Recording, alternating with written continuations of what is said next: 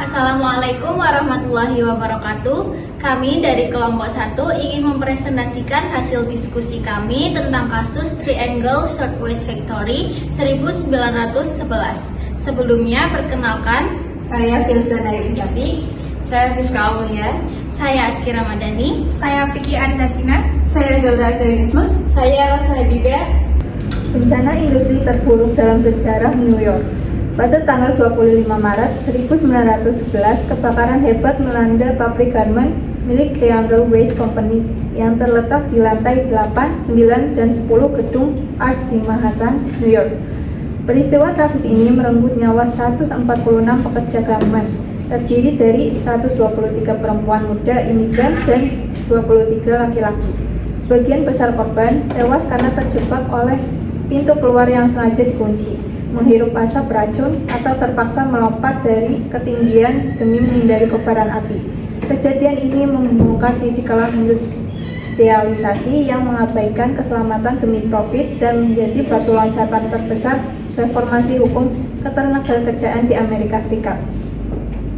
Latar belakang peristiwa, eksploitasi dan kondisi kerja buruk.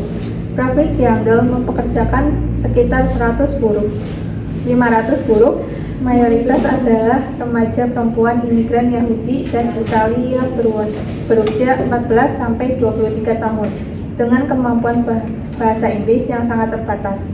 Mereka dipaksa bekerja 9 jam sehari pada hari kerja, ditambah 7 jam pada hari Sabtu, dengan upah sangat minim berkisar antara $7 hingga $12 per minggu. Lingkungan kerja sangat padat, bising, dan dipenuhi oleh tumpukan sisa potongan kain yang mudah terbakar. Pengabaian mutlak standar K3. Pemilik pabrik secara sengaja mengunci pintu keluar darurat, pintu arah Greene Street dan Washington Place, dengan alasan mencegah pencurian barang oleh buruh dan menghalau masuknya aktivis serikat buruh. Selain itu, bangunan modern yang diklaim tahan api ini tidak memiliki sistem sprinkle otomatis, tidak pernah mengadakan simulasi kebakaran, dan tangga darurat besi yang disediakan sangat ringkih serta sempit.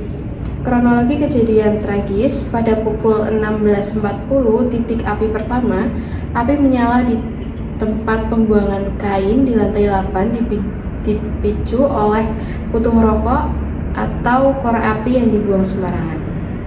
Pada pukul 16.43 penyebaran cepat. Bahan kain katun yang menumpuk membuat api menyebar instan ke lantai 9 dan 10. Lantai 10 berhasil dievakuasi melalui atap gedung. Dan pada pukul 16.45 pekerja terjebak. Pekerja di lantai 9 panik saat menemukan pintu darurat terkunci, tangga besi darurat runtuh karena kelebihan beban berat. 16.58 tragedi berakhir. Api berhasil dipadamkan dalam waktu 18 menit, namun 146 jiwa telah melayang akibat terbakar, sesak nafas, dan jatuh terempas ke trotoar. Selanjutnya, pihak-pihak yang terlibat. Yang pertama, pemilik pabrik, Max Black dan Isaac Harris. Mereka adalah kapitalis yang menolak keras serikat pekerja dan memprioritaskan minimalisasi biaya operasional di atas hak-hak dasar buruh. Yang kedua, para buruh imigran, mayoritas perempuan muda keturunan Italia dan Yahudi yang tidak berdaya secara sosial, ekonomi maupun hukum karena keterbatasan bahasa dan status sosial yang rentan di Amerika Serikat. Yang ketiga, pemerintah dan serikat. Serikat pekerja seperti ILGU yang memperjuangkan reformasi serta otoritas kota New York yang sebelumnya sangat longgar dan pasif dalam mengawasi kelayakan gedung industri. Setelah tragedi yang merenggut 146 nyawa ini terjadi, masyarakat menuntut keadilan yang begitu besar. Pada bulan Desember 1911, kedua pemilik pabrik yaitu Max Black dan Isaac Harris akhirnya diseret ke pengadilan pidana atas dakwaan pembunuhan tidak berencana atau manslaughter. Namun, hasil persidangan ini sangat ironis dan mengecewakan. Juri memutus bahwa kedua pemilik pabrik tersebut bebas dari segala tuntutan hukum pidana. Nah, mengapa demikian? Karena dalam hukum saat ini, pihak jaksa tidak mampu membuktikan secara mutlak bahwa pemilik tahu pintu tersebut dalam keadaan terkunci tepat pada saat kebakaran terjadi. Celah hukum inilah yang meloloskan dari jeruji besi. Meskipun lolos dari pengadilan pidana, perjuangan keluarga korban tidak berhenti. Pada tahun 1913, melalui jalur gugatan perdata, pemilik akhirnya dinyatakan bersalah atas kelalaian struktur bangunan.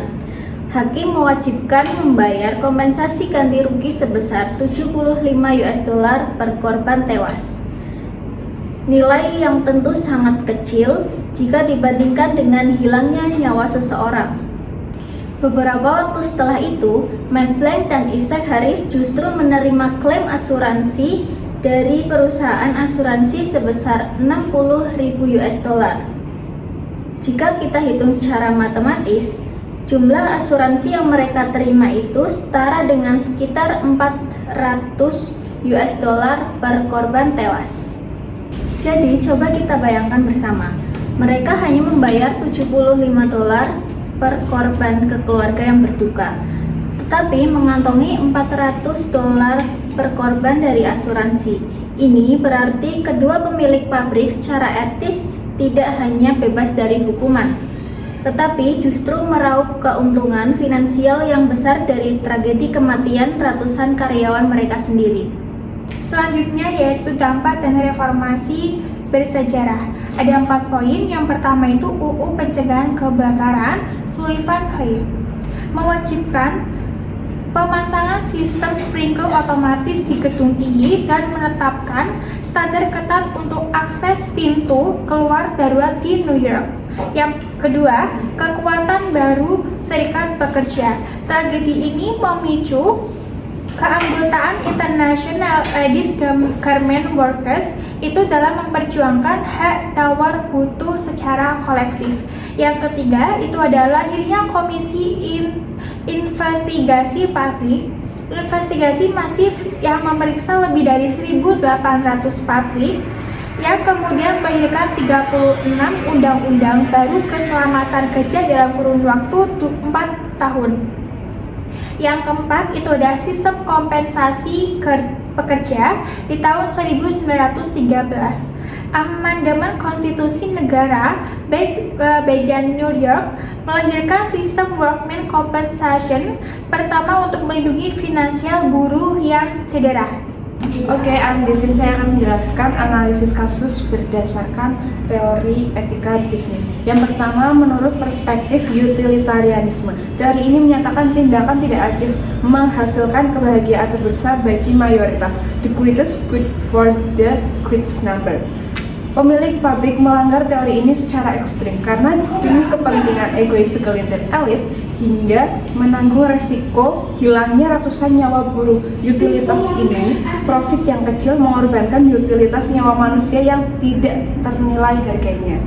Dan yang kedua, teori menurut deontologi, hak dan kewajiban. Immanuel Kant menekankan bahwa manusia harus selalu diperlakukan sebagai tujuan ending, bukan sekedar alat atau sarana.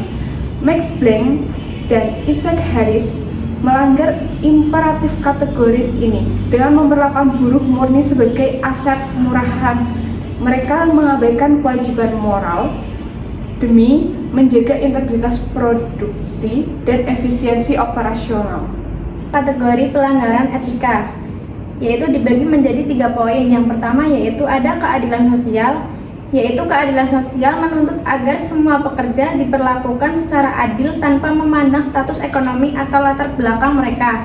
Yang kedua yaitu ada keselamatan kerja atau yang disebut juga K3, yaitu keselamatan dan kesehatan kerja, bertujuan melindungi pekerja dari risiko kecelakaan dan bahaya di tempat kerja. Yang ketiga yaitu ada hak kebebasan buruh. Pekerja memiliki hak untuk berserikat dan menyuarakan kepentingan secara kolektif. Demikian presentasi dari kelompok kami tentang kasus tersebut. Mohon maaf apabila ada kesalahan kata. Terima kasih. Wassalamualaikum warahmatullahi wabarakatuh.